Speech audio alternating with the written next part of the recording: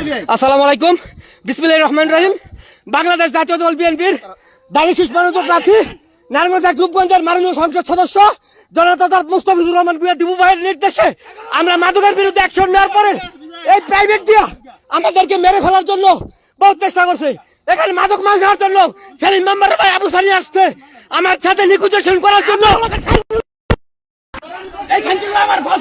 আমার মোবাইল চিন্তা করে নিতে চেয়েছিল সেলিম মেম্বার ভাই আবু সানি এবং মাদক ব্যবসায়ী বিজয় আমাদেরকে মেরে ফেলার জন্য বিভিন্ন গ্রুপের সন্ত্রাসীদেরকে আমাদেরকে অ্যাটাক করার জন্য ফোন দিছে। আমরা যদি আজকে মারাও যাই দীপু ভাইয়ের নির্দেশে আমরা মরতে রাজি আছি। আমরা দীপু ভাইয়ের নির্দেশে মরতে রাজি আছি। আমরা দীপু ভাইয়ের নির্দেশে মরতে রাজি আছি।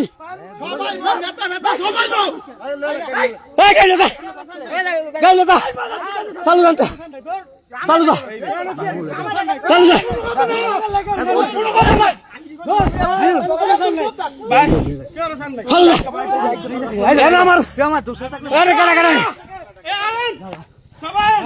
এই যে দেখুন এই যে মাদক উদ্ধার করার জন্য সেই মেম্বারের লোক এই যে আবহানি এই যে আমির হোসেন শীর্ষ মাদক ব্যবসায়ী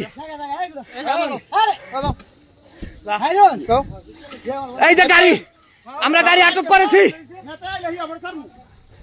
দীপু ভাই আমাদেরকে যদি মরতে বলে আমরা মরতে রাজি আছি। মাদকের জন্য মাদকের নির্মূল করতে আমরা মরতে রাজি আছি। অস্ত্র শস্ত্র নিয়ে আমাদেরকে অ্যাটাক করার জন্য আসছে।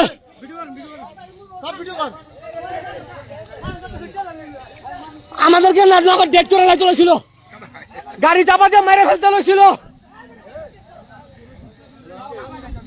সম্মানিত এমপি মহোদয়, আপনি যদি আমার লাইভ দেখতে পান তাহলে আপনি অতি দ্রুত এই মাদক নির্মূল করার জন্য র্যাব, ডিবি, সেনাবাহিনী যা আছে আপনি পাঠাবেন। আপনার কাছে আমাদের বিনীত আকুল আবেদন। রিয়াজউদ্দিন রবিন এখানে আসছে মাদক নেওয়ার জন্য। আফানি সেলম্যান এই গাড়ি থো আইটা যাবি, গাড়ি থো আইটা যা আইটা আইটা যা আইটা যা আইটা যাই তো কইছিলাম তোরে। আইটা যা মাথা না ফাটাইতে আইটা যা আইটা যা।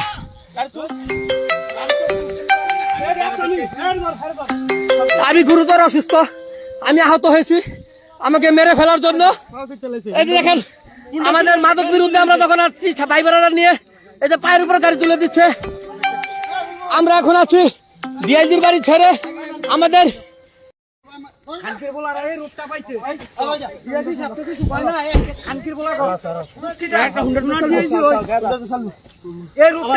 আপনারা দেখুন এই যে আমাদের মা চাচির এখানে আছে।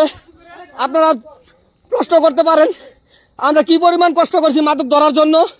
আমাদের ভাই রূপগঞ্জ উপজেলা ছাত্র দলের সদ্য সাবেক সংগ্রামী সদস্য সচিব এই মাসুম বিল্লাহ ভাইকে এই মাদকের শেল্টার দাতা হিসেবে পরিচিত করিয়েছেন আমাদের এলাকার কিছু সংখ্যক দুষ্কৃতকারী। সেই দুষ্কৃতকারীরা আজকে আসছে আমাদেরকে মেরে টুকরো টুকরো করে গাড়ি ছিনতাই করে নেওয়ার জন্য। আমার হুন্ডারের উপর দিয়ে গাড়ি ছেড়ে দিয়েছে। আমি তারপরও জীবনের পরোয়া করি নাই, যেহেতু আমাদের দীপু ভাই নির্দেশ দিয়েছে মাদকের বিরুদ্ধে জিরো টলারেন্স।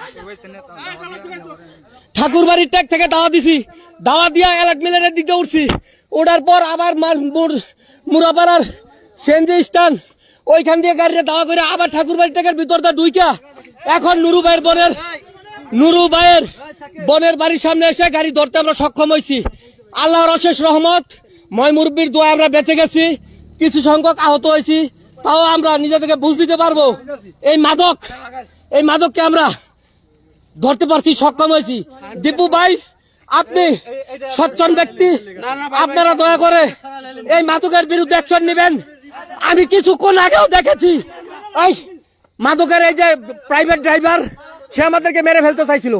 কিছুক্ষণ আগেও ঠাকুরবাড়িতে যখন আমরা আসছি তখন আমাদের রূপগঞ্জ থানার মাননীয় এসআই মোহাম্মদ হুমায়ুন এবং ওই এসআর নাম জানি কি আহসান হাবিব ভাই এই মাদকের ডিলার বিজয়ের কাছ থেকে মাসোয়ারা নিয়েছে এবং ঈদের সালামি নিয়ে গেছে।